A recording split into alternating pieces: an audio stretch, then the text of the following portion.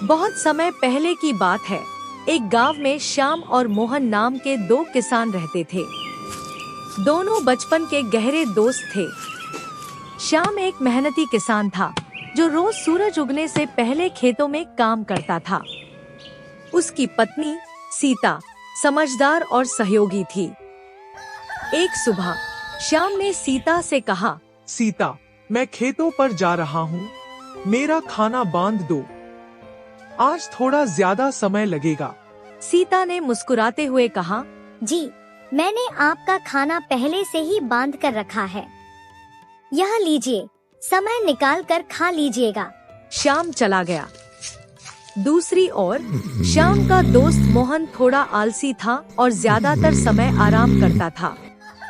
एक सुबह उसकी पत्नी पार्वती ने चिल्लाकर उसे जगाया, अजी, सुनते हो, खेतों पर नहीं जाना है क्या? सूरज सर पर आ गया है, इतना सारा काम पड़ा है और तुम अभी तक सो रहे हो। मोहन हड़बड़ाते हुए बोला, अरे क्या हो गया पार्वती, इतनी क्यों चिल्ला रही हो? चला जाऊंगा, चला जाऊंगा। खेत कहाँ भागे जा रहे हैं? पार्वती ने समझाया, जी, अपना काम समय पर कर लीजिए, इतना आलस मत कीजिए, वरना एक दिन बहुत पछताएंगे। पूरे मधुपुर गांव में सिर्फ हमारे यहाँ ही देर से फसल आती है, सिर्फ आपके आलसीपन की वजह से। मोहन चिढ़कर उठा, अब बस भी करो, जा रहा हूँ नहाने।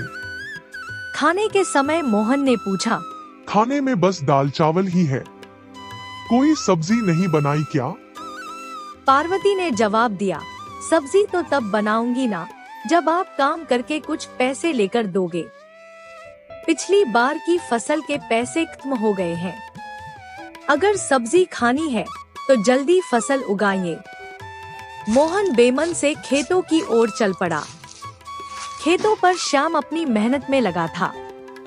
तभी मोहन वहां आया और बोला, अरे श्याम भाई, सारा खेत आज ही जोत डालोगे क्या?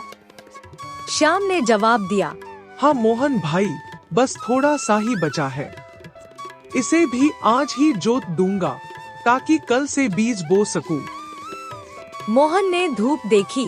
कितनी कड़ी धूप है, मैं थोड़ी देर आराम कर लेता हूँ।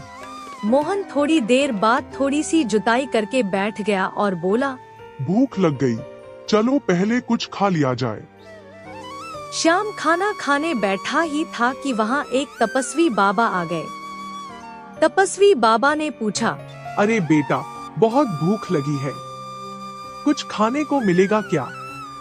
श्याम ने श्रद्धा से कहा, तपस्वी महाराज, यह मेरी पत्नी ने रोटी, सब्जी और धनिया की चटनी बनाई है, खा लीजिए। मोहन भी वहाँ आ गया और उसने भी तपस्वी को प्रणाम किया। तपस्वी बाबा ने पूछा, बेटा, तुम्हारा खाना मैं खा लूंगा, तो तुम क्या खाओगे? श्याम ने कहा, आप चिंता मत कीजिए बाबा, मैं घर जाकर खा लूंगा। यह हमारा सौभाग्य है कि आपने हमें सेवा का मौका दिया।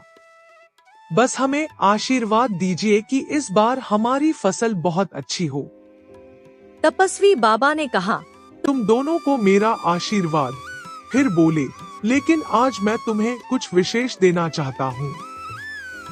तपस्वी महाराज ने अपनी झोली से कुछ छोटे छोटे जादुई बीज निकाले और श्याम और मोहन को दिए।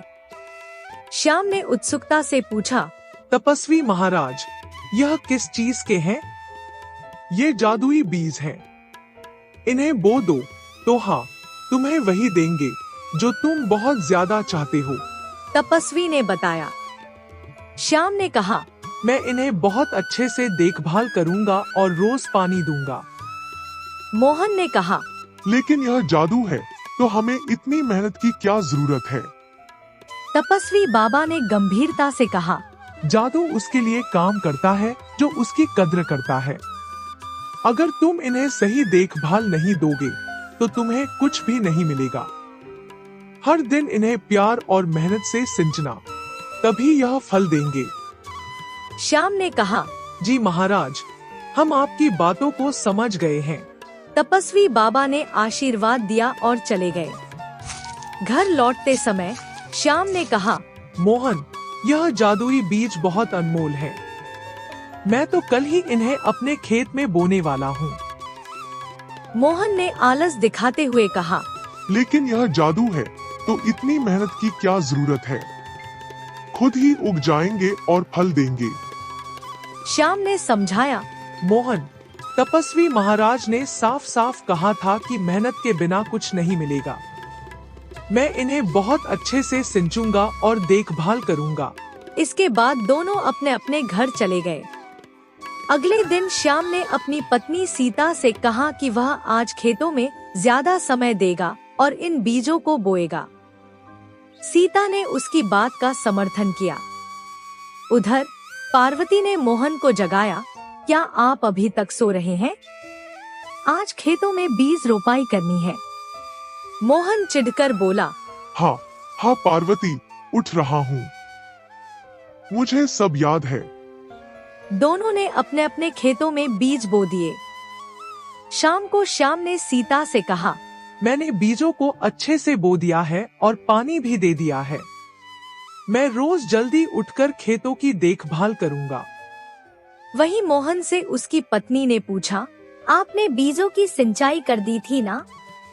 मोहन ने लापरवाही से कहा, नहीं, आज मैं पानी नहीं डाल पाया।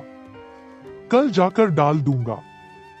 पार्वती ने चिंतित होकर कहा, लेकिन तपस्वी बाबा ने कहा था कि रोज प्यार और मेहनत से सिंचना। अगर आप इसकी देखभाल नहीं करेंगे तो यह कैसे बढ़ेगा? मोहन ने टाल दिया। तुम चिंता मत करो, वे जादुई बीज हैं, खराब नहीं होंगे।